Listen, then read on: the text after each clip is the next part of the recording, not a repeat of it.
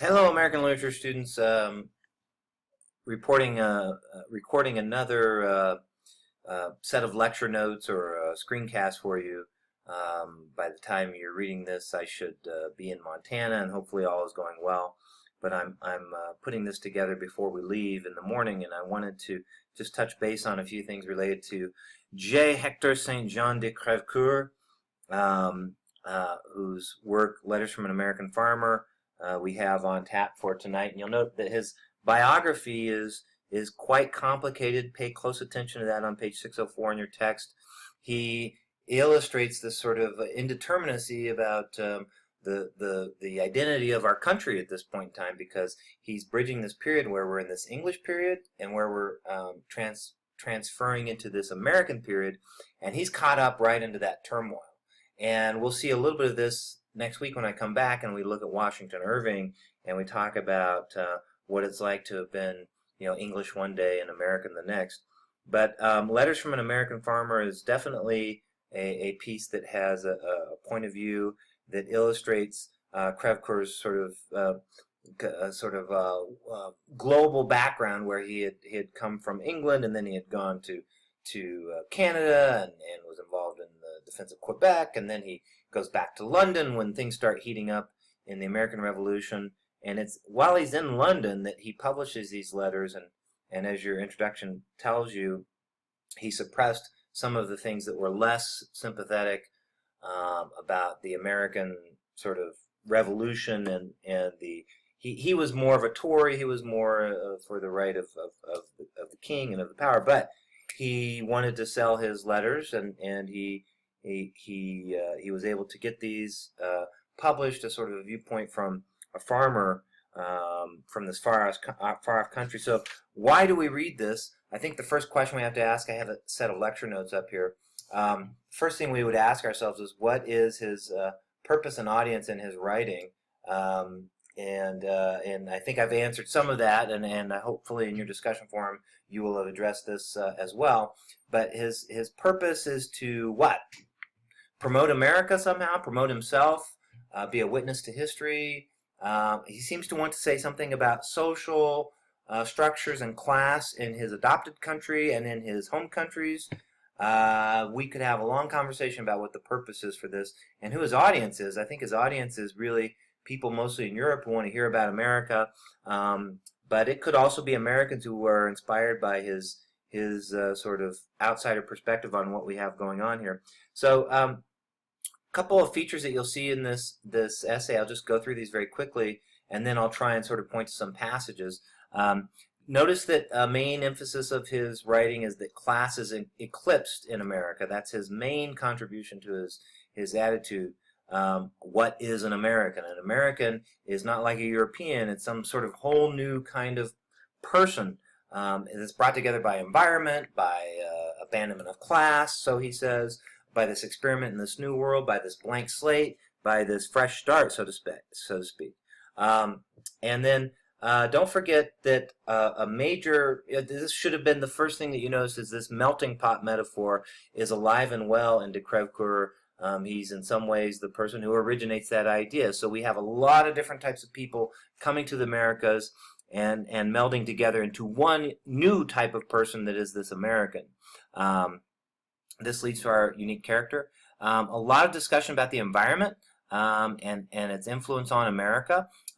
In his letters, he starts kind of at the eastern seaboard and talks about these cities and all these different places, and he's very laudatory about all the infrastructure that's being built up and how America is really trying to do its best. But then notice in his letters, as he goes further west, he sort of describes the inhabitants as more and more sort of uncivilized.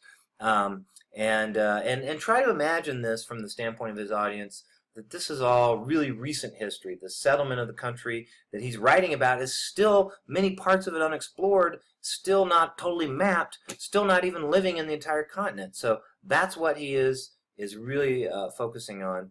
And just as he moves west, notice his different perceptions of the people and their ambitions.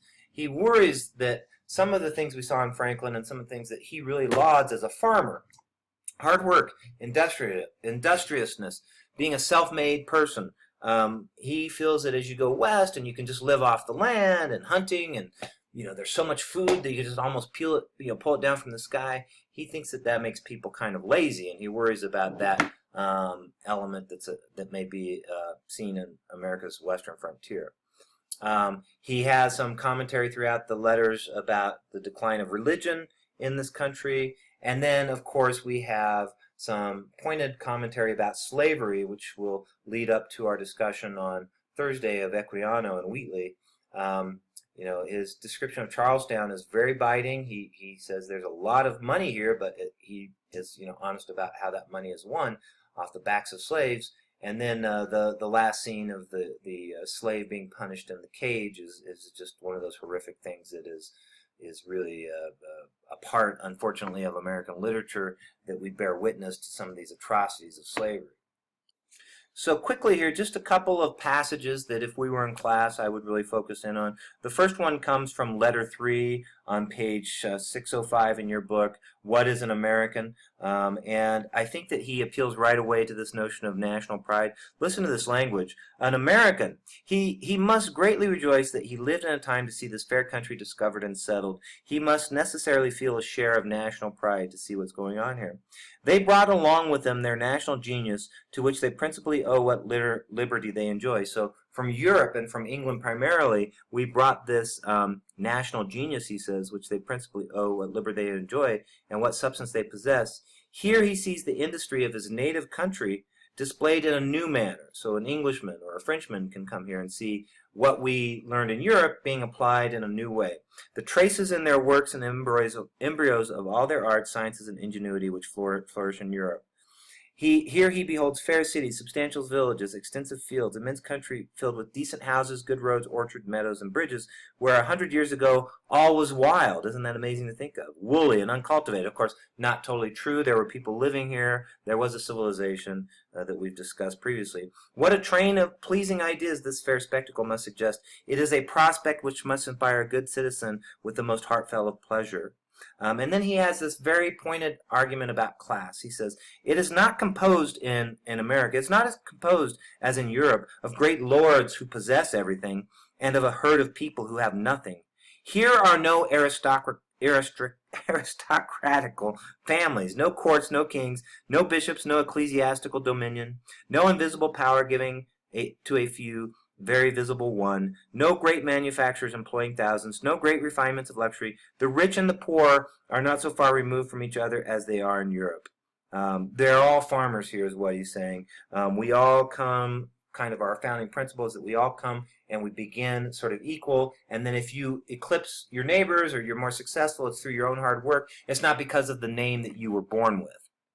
See how this principle is applied throughout all the letters. We don't have time in the screencast to go through all the examples, but just notice that language, and it's really celebrated in the first few pages where he describes the melting pot principle, which we see on page 600. He says, the next wish is this traveler will be to know whence came all these people. They are a mixture of English, Scotch, Irish, French, Dutch, Germans, and Swedes. Again, no mention of the Indians. From this promiscuous breed that race now called American has risen. The eastern provinces must indeed be accepted as being the unmixed descendants of Englishmen, but other parts of the country are really mixed.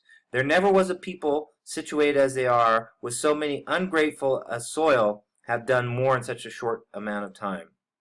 So ungrateful as soil. So they've done a great things. And this is like the Statue of Liberty moment, thinking ahead to that. This is the great American asylum. The poor of Europe have by some means met together, and in consequence of various cases, they should come to America. It's a fresh start for them here. No, urged by a variety of motives, here they came. Everything has tended to regenerate them. New laws, a new mode of living, a new social system. Here they are become men. In Europe, they were as so many useless plants, wanting vegetative mold and freshing showers. They withered and were mowed down by want, hunger, and war, but now they are through the power of transplantation, like all other plants, have taken root and flourished in this bounty of the American sort of Eden in some way. And here, quite after the fact, as we read in his biography introduction, he had some sort of conflicted sentiments about here. But here in the letters, he celebrates this experiment of the American democracy, this mix This is on page 607. He says, "This is the great operation daily performed by our laws. From whence proceed these laws? Well, natural laws, as we talked about in class, that Enlightenment ideal. From our government. Whence the government? It is derived from the original genius and strong desire of the people, ratified and confirmed by the crown." And here it is taken further, and they have refined it even better. What attachment can poor European immigrant have for a country where he had nothing? The knowledge of the language, the love of a few kindred as free as poor as himself. His country is now that which gives him land, bread, protection, and consequence. What is an American? This is American. He is an American who, leaving behind him all his ancient prejudices and manners, receives new ones from the new mode of life he has embraced, and new government he obeys, and the new rank he holds. He becomes an American by being received into the broad lap of our great alma mater, where here individuals of all nations are melted into a new race of men whose labors and posterity will one day cause great changes in the world. And he certainly had that prediction correct, didn't he? As I said previously, the rest of these letters sort of go through the different parts of the country, and he's observing the Western, sort of the uncivilized part, as he puts it. He talks about the religion. And then we get to his description of Charlestown. And here we have a lot of his anger, his nervousness about the way that this north-south divide, you can already see it happening on page 614.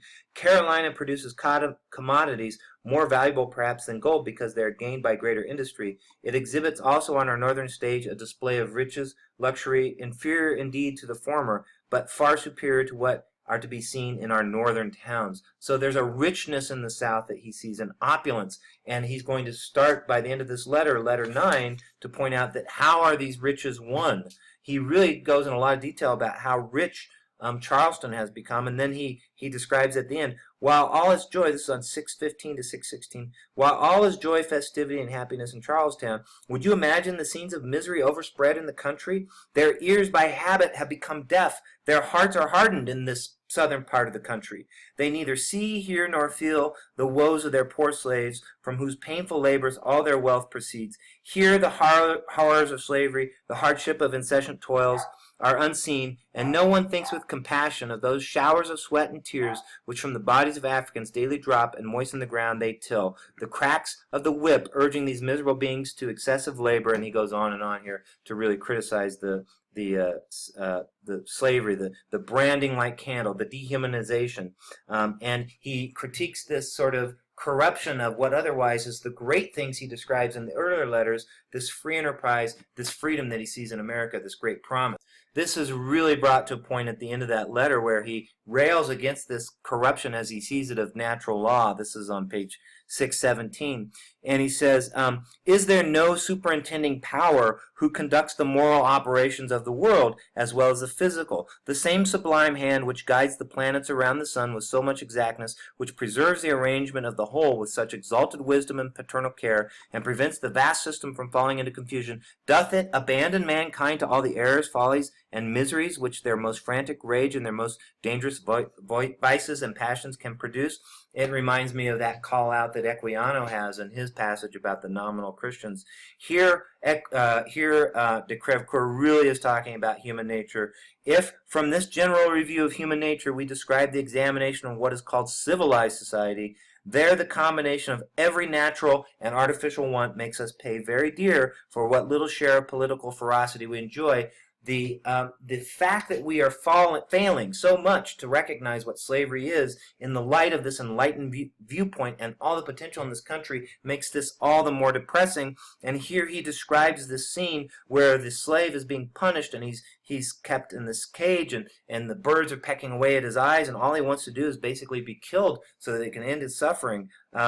He says, de Crevecour says, would you prefer the state of men in the woods to that of men in more improved situation?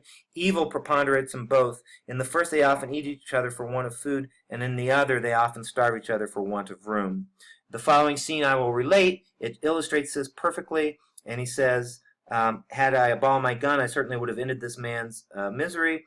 He goes back to the dinner, and they try to justify this. They try to tell him why this happened. They told me that the laws of self-preservation rendered such executions necessary, and supported the doctrine of slavery with the arguments generally made use to justify the practice with the repetition of which I shall not trouble you at present. Adieu. Pretty critical there at the end.